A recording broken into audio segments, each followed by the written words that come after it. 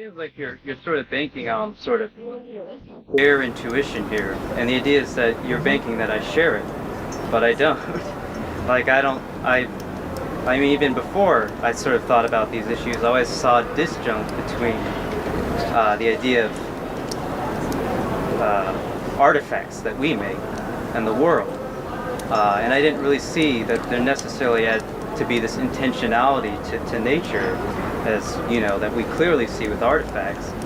And my thought is that, well, when it comes to artifacts, the only reason I talk of intentionality is because we give it.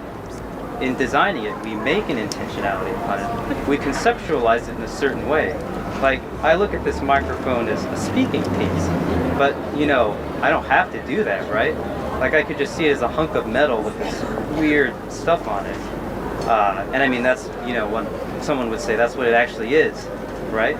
But the idea is, well, because I know that there are people here in this world who I know, like, designed it for this purpose, that's why I conceptualize it this way.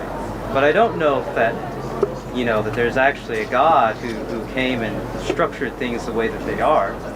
I mean, it seems more immediate to me to say that, you know, there's a scientist or an inventor who I can talk to and who I can hear about on, like, television or whatever, and God, which, you know, I don't really see that as having that same sort of oomph to it as you bet.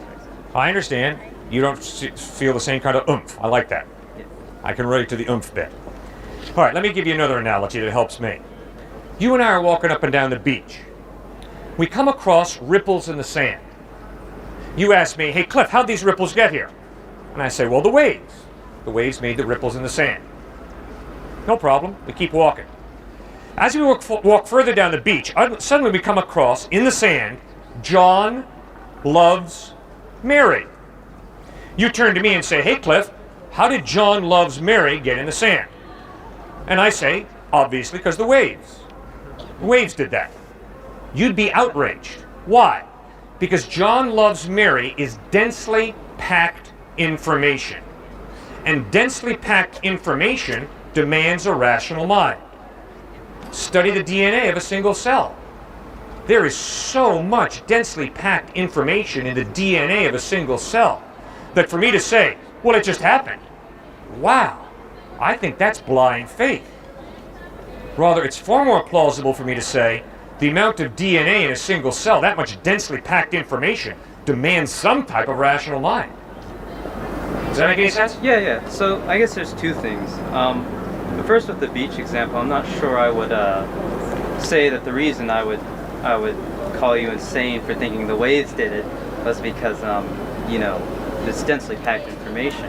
Rather, I would say something like, the reason I look at the sand or the names in the sand and say, well, it's insane to think the waves did it because I've had prior experience where I've seen people write this way, and I've seen messages like this similar in other places. Okay, now, I understand. But here's the problem.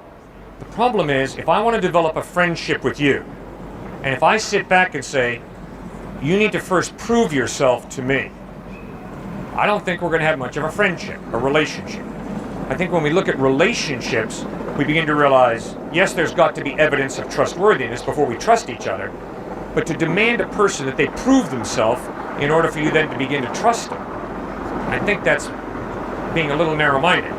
No, I agree. I'm not looking for proofs. I understand that. But I think that there's two things about God that sort of make it unique among all other sort of decisions or assumptions that we make. So, like, I'm okay with assuming that reality is real, or assuming you exist and everything of this nature, because one, I can't help but react when you talk to me. Like, if I'm self-deceiving myself, it's pretty convincing. I might as well live as if you exist. But I mean, these are things that immediately affect me, right? I don't know if God has that same power, or has that same sort of unless you see him as immediately affecting you. Okay, fair enough. Now, my point is, the question of God immediately affects every single one of us. Why? Because as human beings, we have to ask ourselves, am I worth anything? Self-worth, self-image. And that is clearly tied into the question, where do I come from? If I come from an accidental collocation of atoms, it has real implications on the value of a human being. So is racism wrong? Why is racism wrong? If human beings are just accidental collections of atoms, it's going to be awfully hard to make a case that racism is wrong. But if human beings are created in the image of God, with an intrinsic value, then it becomes a no-brainer why racism is wrong. Second issue, what is the purpose of life? Well, obviously, if there is no God, and if we come about by chance and fate, there is no ultimate purpose to life. Which means you can do whatever you want to do, you can create your own meaning, but ultimately, it's absurd. And that's what Albert Camus and Jean-Paul Sartre and the French atheistic existentialists were struggling with. The absurdity of life, if there is no God. That's why Camus begins L'Étranger with the words of a young teenage boy who says, yesterday mother died. Or was it today? Who gives a rip when mom died? Her life is absurd. Death simply ends the absurdity that birth began. I don't think you can live that out. In fact, I'm almost positive you can't. Camus didn't live it out. Just before he died in 1963, Albert Camus becomes a theist and quite possibly became a follower of Christ as a result of meeting a Methodist minister in Paris named Howard Mumma. Third point, if there is no God, obviously morality is relative. Obviously morality is just created by the human mind, which means whatever your position is on murder, child abuse, and pedophilia, the opposite of whatever you believe is equally valid if you're going to be consistent in your thinking. And then fourthly, obviously, there is no life after death. When we die, we become fertilizer, which means despair is the only logical conclusion. Now, sir, I have met 1.5 students in speaking for 30 years on university campuses who've been willing to live that out. You just can't live out the logical consequences of atheism or agnosticism, because life doesn't work. Well, I have two things. I guess maybe let me go to the first thing. Are you familiar with the natural law tradition in Catholicism?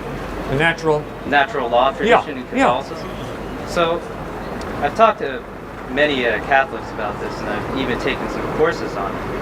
And the idea is that they don't have to prove or show God's exist in order for it to work. The idea is that morality or values are already imprinted or are in our nature, right? The idea is that we already value these things by necessity. It's not really our choice, right? So natural lawyers will eventually say God is the cause of this, but they will say that's not, you don't have to hold that. Like if you want an explanation for how it is that you have these, that's where you go. But the point is that you have these values and you can be an atheist natural lawyer. Yeah, but if there is no God, the natural law that you're talking about is totally relative, depending upon which person, which Homo sapien, or depending upon which culture you're interacting with. But that's exactly the point. That's what the natural law tradition emphasizes, that it's not. They say that all of these histories and examples people give, there's all of these examples, there's all this evidence that, in fact, that they do hold similar shared values. Like the Nazis is like a good example. Like the fact that they always got themselves drunk after they killed so many Jews, and the fact that they try to reconcile their own behavior. The idea is that they do share those values. The idea is that you don't have to appeal to God to justify them. They're already there. So anthropology shows us that around the world, every human being, every culture is filled with people who have consciences. And a conscience ties us into an intangible value. Justice. You can never get a foot of justice or measure out a pound of justice. It's an intangible, unseen value. And yet it's like you got a bunch of musicians around the world all playing the same music. It's like they're all reading off the same sheet of music. So the question is, who wrote the music? Because I can promise you justice is not inanimate matter. It's an intangible value that demands an intelligent mind to define it. So then obviously the question is, why around the world do people from different cultures, different backgrounds, have this conscience that ties them into these real values and they agree? And there is this natural law.